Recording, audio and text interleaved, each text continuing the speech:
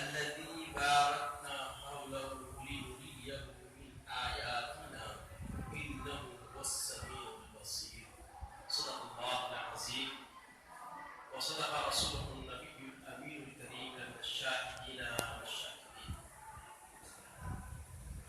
فضیلۃ السلام عثمانی کے جلد وعلا کے لیے جس نے ساری کائنات کو اپنے کن کے امر سے پیدا فرمایا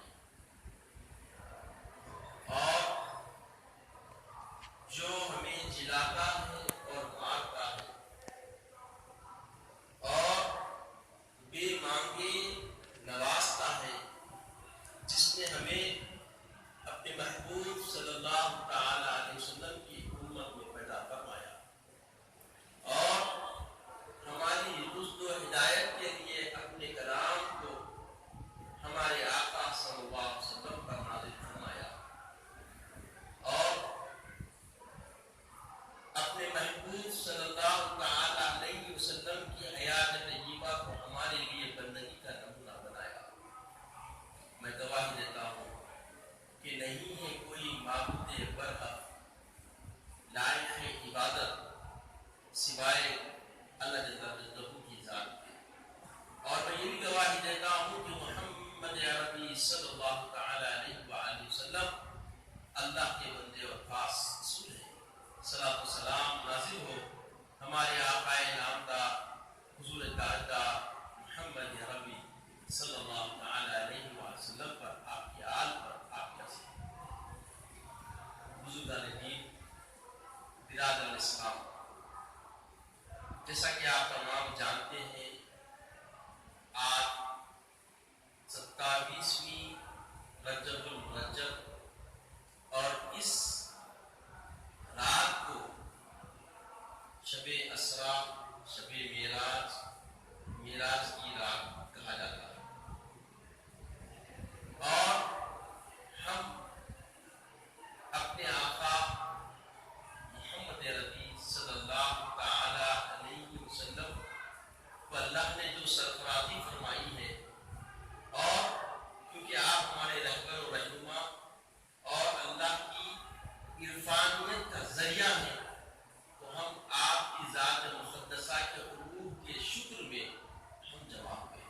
یقیناً ہمیں آج عبادت کی رات نہیں ہے، اس کا یقین ہے، مگر یہ عبادت سے بھی بڑی رات ہے کہ ہم اللہ کا شکر بجا لانے کے لیے جواب دیں۔ اگر ہم اخلاص دل کے ساتھ اگر اس حقیقت رات کو سمجھ لیں تو عزیز اور بزرگوں، خدا کی قربت کی منزلیں حاصل کرنے کے لیے ذریعہ بن جائے۔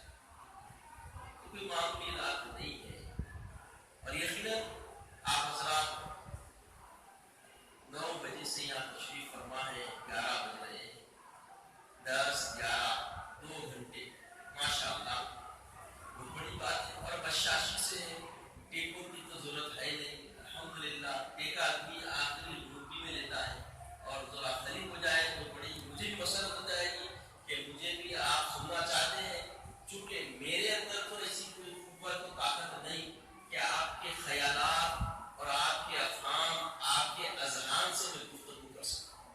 الحمدللہ آپ لوگ ذیشان لوگ ہیں اور بڑے بڑے علماء کو سننے والے لوگ ہیں، اور سن کر اتنا کچھ آپ کے افکار و فکر میں ہے کہ میرا بولنا کوئی زیادہ اثر انگیز یا کوئی جوشیلا بیان جیسے لوگوں کی اتباع ہے ویسا تو نہیں، مگر اتنا ضرور مجھے یقین ہے آپ کے انعامات، آپ کی جستجو، آپ کا رابطہ مجھ سے وہ بولنے لگائے گا جو آپ سننا چاہتے ہیں۔ یہ اللہ کی ذات سے مجھے یقین ہے۔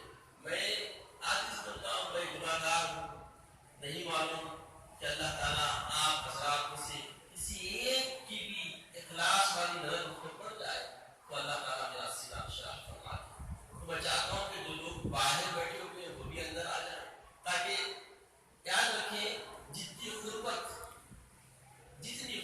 تذکرے سے ایک دوسرے کی ہوتی جائے گی اتنا فیضان اللہ کا ملتا جائے گا۔ سب سے پہلی بات یہ مسجد ہے، اور مسجد میں ٹیکا لے کے آرام سے بیٹھنا یہ آداب کے خلاف، یہ صرف مجبوری کی صورت میں اچھی بات.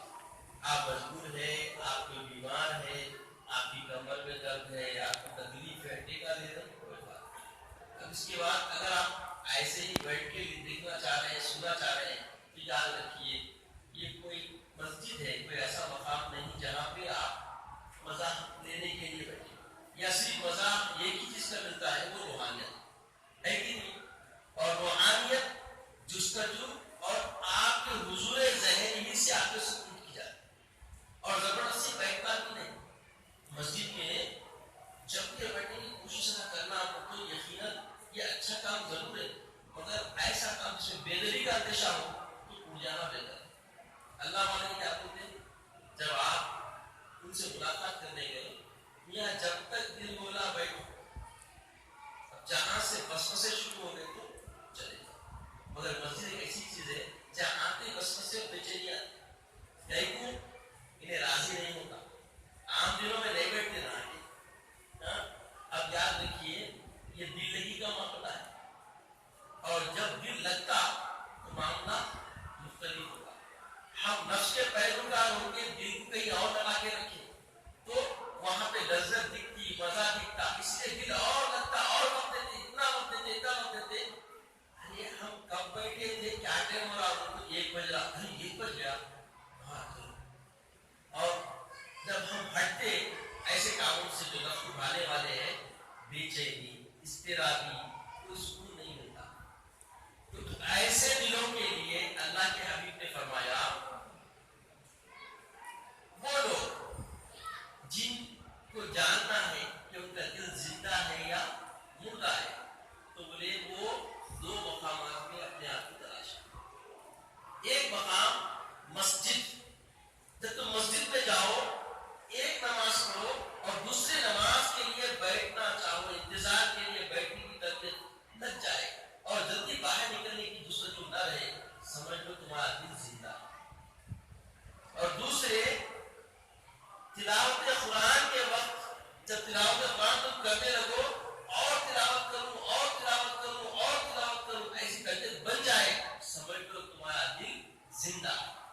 اور تیسرا مقام بتائے کہ جب تم کوئی ذکر کی محفل میں جاؤ، جب کبھی تم کسی ذکر کے محفل میں جاؤ اور وہ ذکر چلتا چلے اور تمہارا دل سیر نہ ہو، بلکہ تمہارے دل کے اندر دماغ بڑھتی جائے کہ اور ذکر ہو اور ذکر ہو اور ذکر سے ملتمس ہو، تو سمجھ لو تمہارا دل زندہ ہے. تو الحمدللہ یہاں جتنے حاضرین ہیں سب زندہ دل ہیں، کیونکہ ماشاءاللہ بشار بیٹھے ہوئے اور کچھ لینے کے ارادے میں آپ لوگ بیٹھے ہوئے. تو عزیز اور بزرگ آپ حضرات مجھ سے پہلے 2 مقررین سے سنیں. کیا سنیں؟